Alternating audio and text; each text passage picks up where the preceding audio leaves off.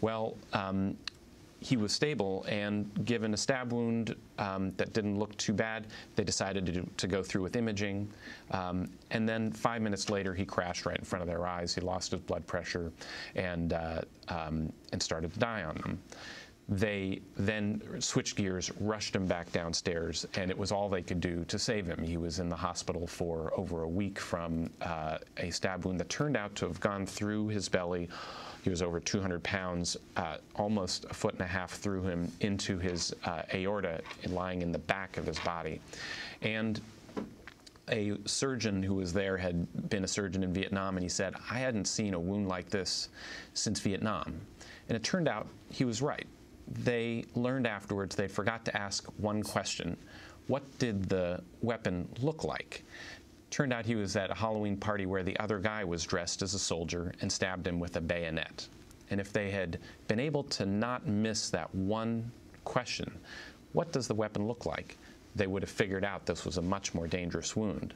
I tell that story because there are 1,000 ways that things go wrong in a complex world like in medicine. And we have had a hard time trying to grapple with the reality that the knowledge is beyond the capacity of any one person to hold it in their head. There are technologies that we've tried to introduce. We've pursued very expensive solutions, but what we've not recognized is that we can pursue an idea like checklists, the way airlines have it. We should have a checklist for virtually every high-risk step that we have in medicine. We should identify what the best practices are and how to make it usable at the front lines.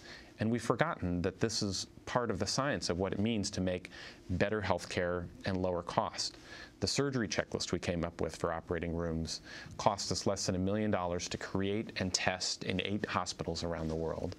And the savings that come from actually implementing it in our hospitals would be greater than $25 billion if we use it. But we've also had a cultural resistance.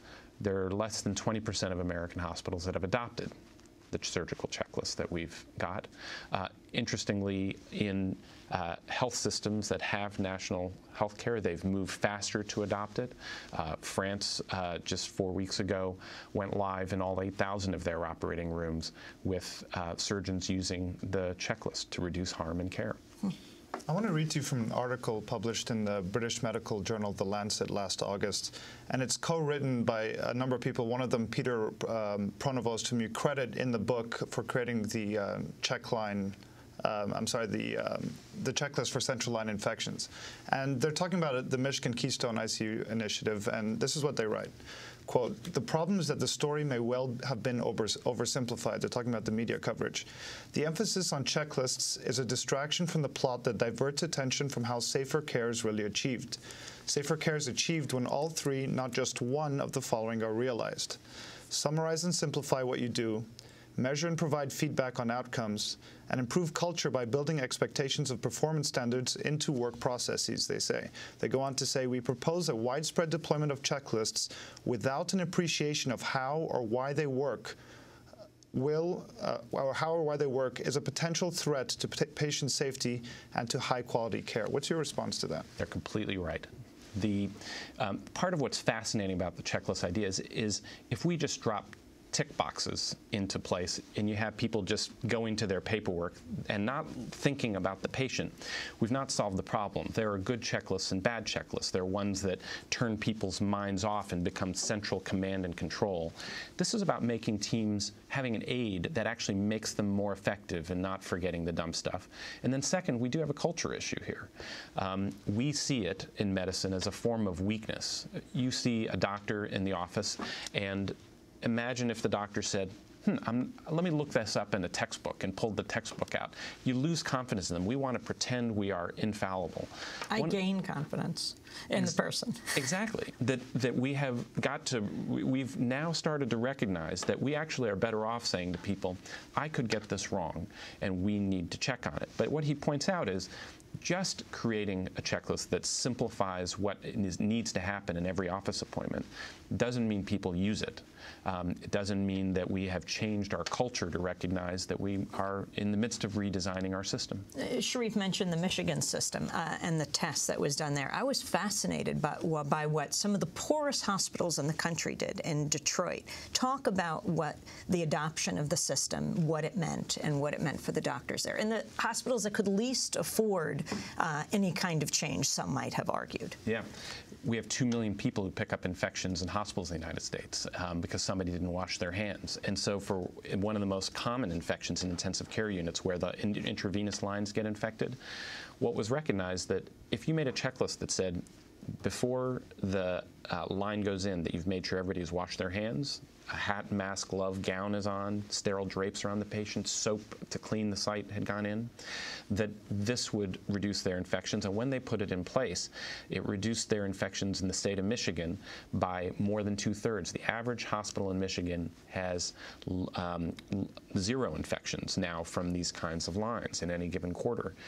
The worst hospital in Michigan has a lower infection rate than 90% of American hospitals. Which hospital? Well, at this point, it's not clear which one is the worst, but I visited Sinai Grace Hospital in inner-city Detroit, one of the most depressed, struggling public health systems in the country that had managed to improve their infection rates under struggling conditions of poor resources in extraordinary ways. And what's interesting about it is, to make a checklist like this work, it requires a shift in power. What it means is allowing a nurse to tell a doctor, I think we didn't finish all those 5 steps that we have to go through. And there comes a moment when the doctor will then say, I'm the doctor, and I decide what goes on here. And if an administration doesn't back them up and say the culture of a hospital has changed, we have a team and the nurse can actually say, no, wait a minute, this is a moment that we have to halt because we could harm someone. A lot of these ideas are around creating the power for a group of people to work effectively. One of the examples you give in that Detroit case is that they included in the central line kit after a while soap.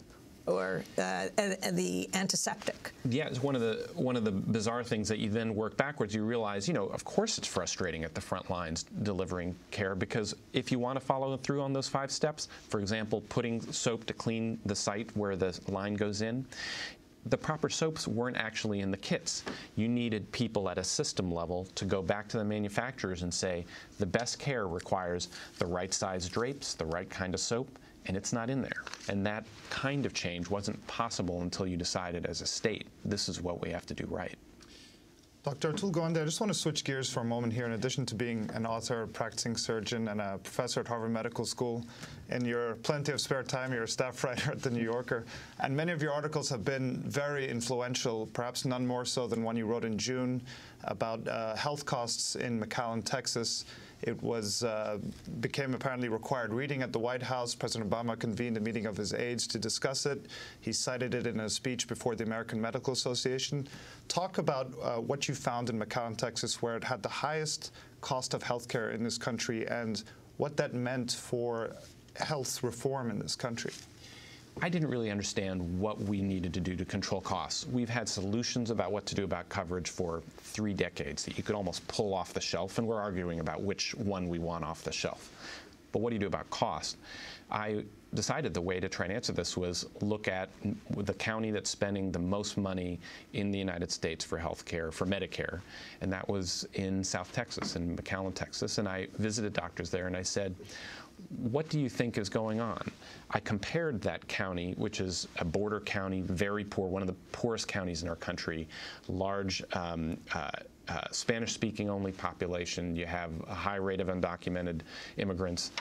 But El Paso, Texas is just the same. And El Paso costs half as much per person for health care. And so I said, what was the difference here? And some of the answers that they gave me were alarming. There were massive numbers of physicians, large numbers of physicians, who were now buying up their own imaging centers, surgical centers. And what they were describing to me was a world where medicine had become a business, where the desire to, there's always in any system a conflict between the way you can make money and the way you can take good care of patients. And the incentives in our healthcare system as a whole have been screwy. With a fee-for-service system, if you do more, you get paid more. That leads to more surgery, more radiology, and you saw it in McAllen. They were doing twice as many heart operations, twice as many pacemaker placements.